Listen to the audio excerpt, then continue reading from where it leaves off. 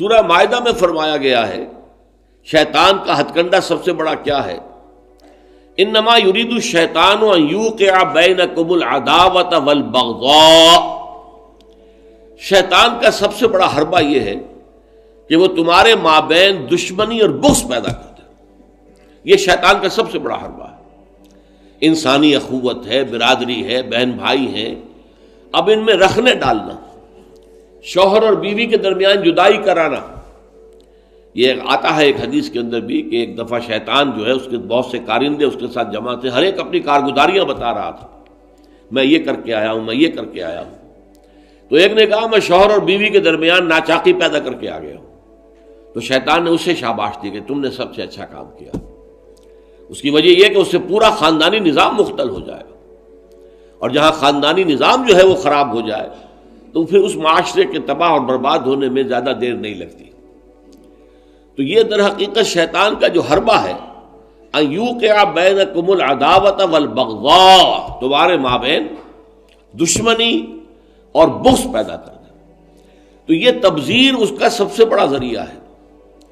اب دیکھیے کہ ایک بہت سرمایہ دار بڑا شخص ہے اور اس کی بیٹی کی شادی ہو رہی ہے، تو جو کچھ ہو رہا ہے اس کو دیکھنے والے ہو سکتا ہے اس کا کوئی باورچی ہو غریب، کوئی شوفر ہو، ڈرائیور ہو اس کی کار کا، کوئی چوکیدار ہو اس کی کوٹھی کا، کوئی مالی ہو اس کی کوٹھی کا، اور ان لوگوں میں سے کسی کے ہاں ہو سکتا ہے کہ بیٹی جو ہے بوڑھی ہو رہی ہو اور اس کے ہاتھ پیلے نہیں ہو سکتے، جو معاشرے میں کم سے کم جو تقاضے پیدا کر دیے گئے ہیں شادی کے لیے وہ بھی پورے کرنے کے لیے اس کے پاس پیسہ نہیں ہے۔ اب یہ سارا جو وہ دیکھے گا ریل پیل دولت کی، اور جو یہاں پر دولت لٹائی جا رہی ہے، تو اس کا نتیجہ کیا ہوگا؟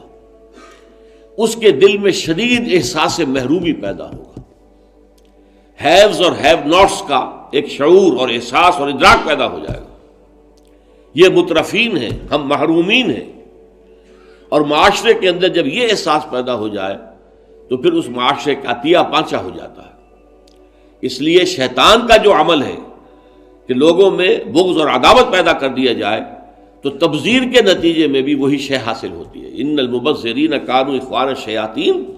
وکان الشیطان لربہ کفورا۔ ہمیں تو یہاں تک حضور نے حکم دیا ہے کہ تم اگر اپنے بچوں کے لیے پھل لے کر آؤ تو یا تو پڑوس کے بھی بچوں کے لیے وہ پھل بھیجو ان کے گھر کے اندر،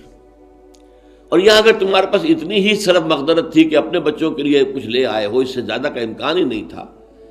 تو یہ ضرور اہتمام کرو کہ ان کے چھلکے یا ان کی گٹھلیاں، آم آئے ہیں گھر میں تو آم کے چھلکے اور گٹھلیاں تو اپنے دروازے کے باہر نہ ڈالنا۔ تمہارے پڑوسی کے بچے دیکھیں گے کہ ان کے گھر میں آج آم آئے، انہوں نے آج آم کھائے اور ہمیں یہ میسر نہیں ہے، تو وہ احساس محرومی کا داغ ان کے اندر جو پیدا ہوگا وہ دلوں کو پھاڑ دینے والا ہے۔ یہ اور ہیں، ہم اور ہیں، من دیگرم تو دیگری، تم اور ہو ہم اور ہیں، ہم کوئی ایک امت کے لوگ نہیں ہیں، چاہے کتنے ہی واعظ آپ پلا دیں مسجد کے اندر کھڑے ہو کر انما المؤمنون اخوۃ، لیکن جب یہ شکل ان کے مشاہدے میں آتی ہے تو وہ کبھی ماننے کو تیار نہیں ہوتے کہ یہ گھر والا جو ہے یہ بھی میرا بھائی ہے۔